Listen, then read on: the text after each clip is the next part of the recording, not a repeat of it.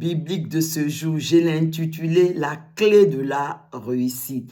Et cette étude biblique va porter sur les passages de Psaume 1, verset 1 au verset 3 et celui de Jérémie 17, le verset 7 au verset 8. Lisons-les ensemble. Donc, le premier, celui de Psaume 1, le verset 1 au verset 3 nous dit « Heureux l'homme qui ne marche pas selon le conseil des méchants, qui ne s'arrête pas sur la voie des pécheurs et qui ne s'assied pas en compagnie des moqueurs, mais qui trouve son plaisir dans la loi de l'Éternel et qui la médite jour et nuit. Il est comme un arbre planté près d'un courant d'eau qui donne son fruit en sa saison et dont le feuillage ne se flétrit point. Tout ce qu'il fait lui réussit. » Amen. Maintenant, le passage de Jérémie 17, le verset 7 au verset 8. « Béni soit l'homme qui se confie dans l'Éternel et dont l'Éternel est l'espérance. Il est comme un arbre planté près des eaux et qui étend ses racines vers le courant.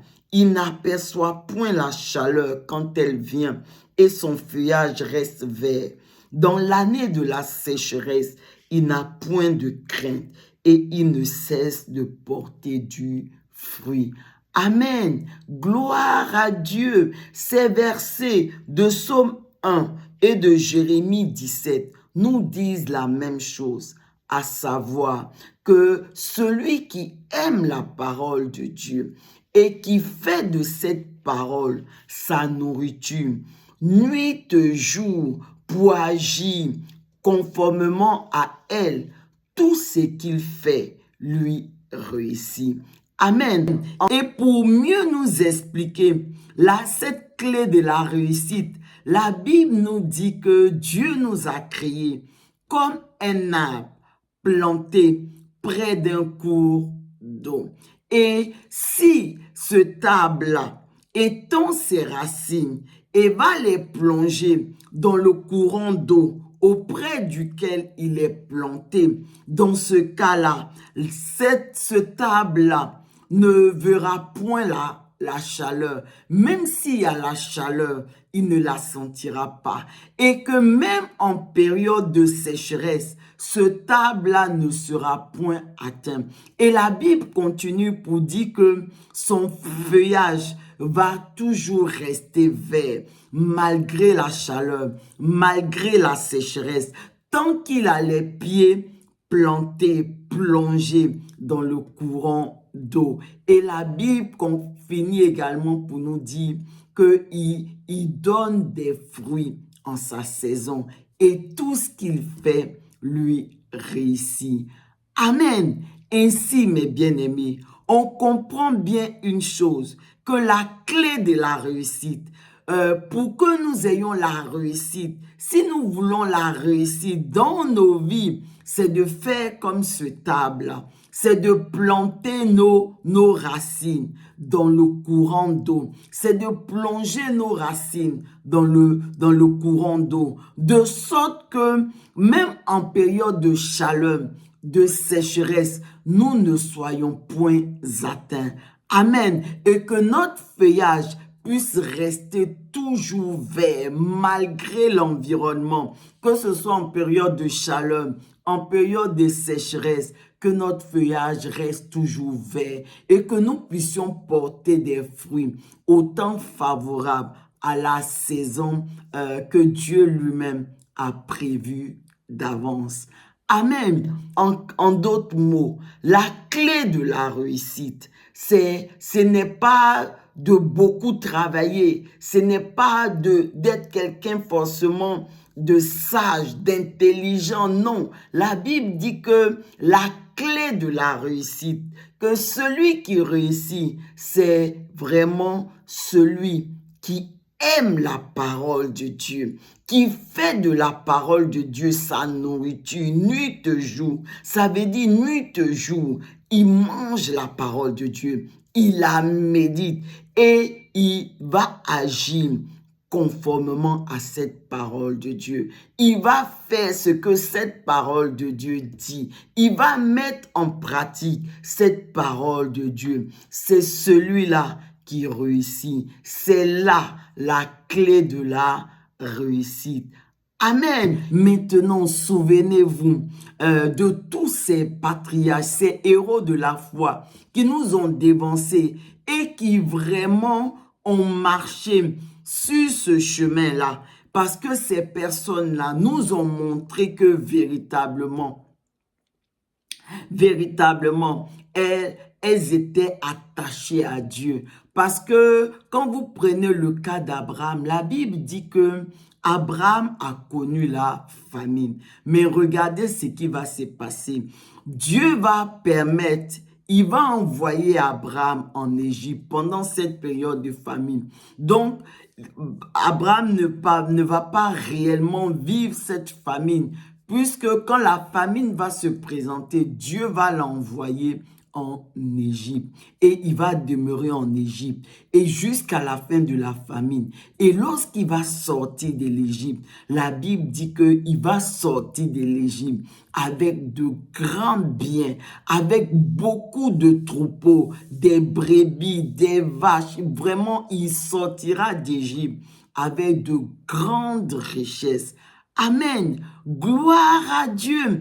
Et plus tard, lorsqu'on prend le cas de son fils Isaac, Isaac également a connu la famine. Et la Bible dit que Dieu va lui demander d'aller vers Abimelech, le roi des Philistins. Et donc, Dieu va lui demander de demeurer là. Et la Bible dit que Isaac va semer dans cette région et il va récolter au centuple, que Isaac sera un homme riche. Et la Bible même emploie le terme de fort riche pour montrer à quel point Isaac était devenu un homme très riche. Et Isaac a été un homme riche, même en période de famine, alors qu'il y avait la famine chez lui à Canaan. Gloire à Dieu. Et au temps de son fils Jacob, le fils Jacob d'Isaac, Jacob également va connaître la famine. Et la Bible dit que au temps de Jacob, Dieu va dévancer son fils Joseph en Égypte.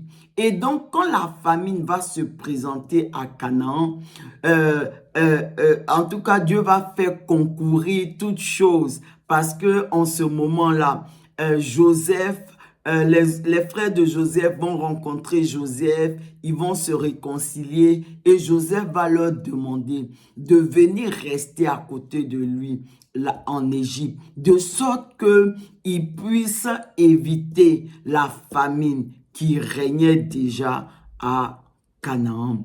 Alléluia, gloire à Dieu. Et donc, on voit que toutes ces personnes, ces pères, ces patriarches, ils ont connu la famine, mais malgré la famine qu'ils ont connue, la famine qui était là dans leur région, la Bible dit, comme on l'a lu dans ces versets de Psaume 1 et de Jérémie 17, ils n'ont point été atteints par la famine, par la chaleur, par la sécheresse. Pourquoi?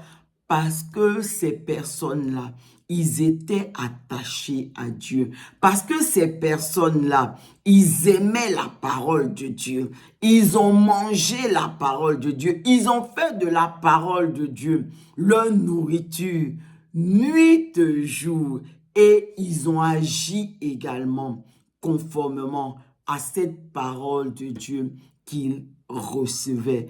Et donc, ils n'ont point connu. C'est vrai, il y avait la famine à leur époque, mais la famine ne les a point affectés.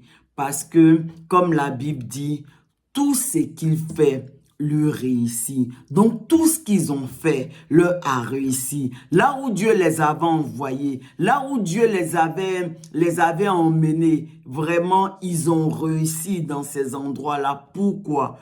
Parce que Ils aimaient la parole de Dieu parce qu'ils avaient saisi la parole de Dieu. Maintenant, dans ces versets que nous avons lus, la Bible parle de courant d'eau. Le courant d'eau où l'arbre planté devait venir mettre, étendre et plonger ses racines. En réalité, c'est le Saint-Esprit. Mais c'est le Saint-Esprit au travers de la parole de Dieu. Qu'est-ce que j'essaie de dire? C'est que l'arbre qui était planté près du cours d'eau, ce cours d'eau-là, en réalité, c'était le Saint-Esprit. Et ce cours d'eau-là, c'est au travers de la parole de Dieu que nous plongeons nos racines dans ce cours d'eau. Donc, mes bien-aimés, à chaque fois que nous aimons la parole, que nous mangeons la parole et nous agissons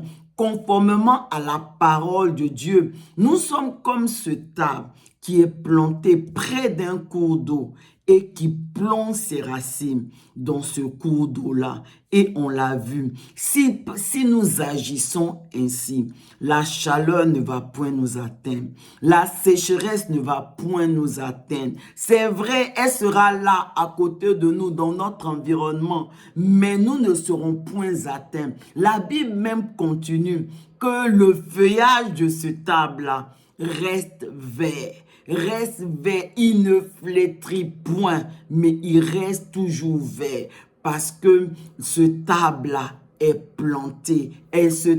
Non seulement est planté près du courant d'eau, mais ce arbre-là est allé plonger ses racines dans le courant d'eau, dans le courant du Saint-Esprit, dans la parole de Dieu. Et cela me fait penser au peuple d'Israël dans le désert. Parce que le peuple d'Israël, ils ont traversé le désert. Mais regardez, comme on l'a dit, Dieu nous a créés comme un arbre planté près d'un courant d'eau. Eux, étant le peuple de Dieu, ils étaient aussi des arbres plantés près d'un courant d'eau. Et c'est pour cela, le courant d'eau, on l'a vu, que c'est le Saint-Esprit, mais au travers de la parole de Dieu. On comprend alors pourquoi, lorsqu'ils étaient dans le désert, Dieu leur a envoyé la manne comme nourriture. Parce que cette manne que Dieu leur avait envoyée, cette parole de Dieu, c'était en fait le Saint-Esprit. Parce que la Bible dit que la parole de Dieu est esprit et vie. Et dans cette parole de Dieu, ils devaient plonger leurs racines. Ils devaient demeurer dans la parole de Dieu. Ils devaient manger la parole de Dieu et agir jour comme nuit, conformément à cette parole de Dieu. Mais qu'est-ce qu'ils ont fait? La Bible dit qu'ils n'ont pas arrêté de murmurer.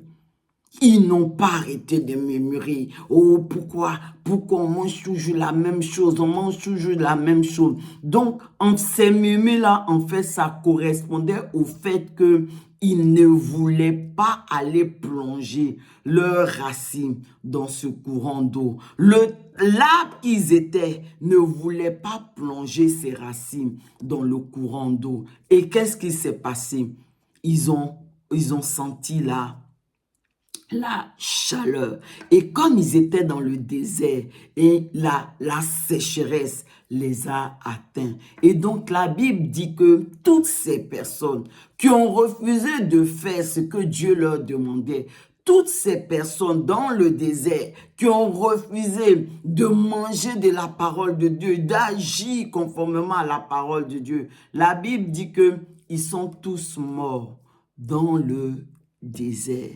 Amen. Et c'est ce que ces versets-là ont essayé de nous expliquer. Si nous ne nous plongeons pas dans le courant d'eau, si nous ne plongeons pas nos racines dans le courant d'eau, si nous n'aimons pas la parole de Dieu, si nous ne nous appliquons pas à agir conformément à la parole de Dieu, la Bible dit que la sécheresse, la chaleur vont nous atteindre et notre feuillage va flétrir et tout ce que nous allons faire ne va point nous réussir, comme ça a été le cas avec le peuple d'Israël. Mais si tant que nous, en tant qu'arbres, nous acceptons d'aller plonger nos racines dans le courant d'eau, si nous acceptons en tant qu'arbres de vraiment d'aimer la parole de Dieu, de faire de la parole de Dieu notre nourriture, nuit et jour, pour agir conformément à elle, la Bible dit que tout ce que nous allons faire va nous réussir. Détiens-tu la clé de la réussite? As-tu saisi la clé de la réussite? Parce que si tu l'as saisi, si tu as saisi la clé de la réussite, si tu as saisi la parole de Dieu, si tu fais de la parole de Dieu ta nourriture, nuit et jour, et tu agis conformément à cette parole de Dieu, la Bible dit, tout ce que tu fais va réussir. Tu vas détenir la clé de la réussite. Gloire à Dieu. Élevons la voix et prions ensemble. Merci Seigneur Jésus, parce que tu as fait de nous, Seigneur Jésus, des arbres et tu nous as plantés près du courant d'eau, le courant d'eau du Saint-Esprit. Tu nous as plantés près du courant du Saint-Esprit. Et alors que en ce jour, nous te prions au nom puissant de Jésus, Seigneur Jésus, vraiment aide-nous, Seigneur, à faire de ta parole, à aimer ta parole, à faire de ta parole notre nourriture pour agir conformément à cette parole, de sorte que, Seigneur, nous puissions détenir la clé de la réussite et que tout ce que nous allons faire dans nos vies va nous réussir et notre feuillage ne va point flétrir et nous allons porter des fruits en toute saison au nom puissant de Jésus. Merci Seigneur. Amen.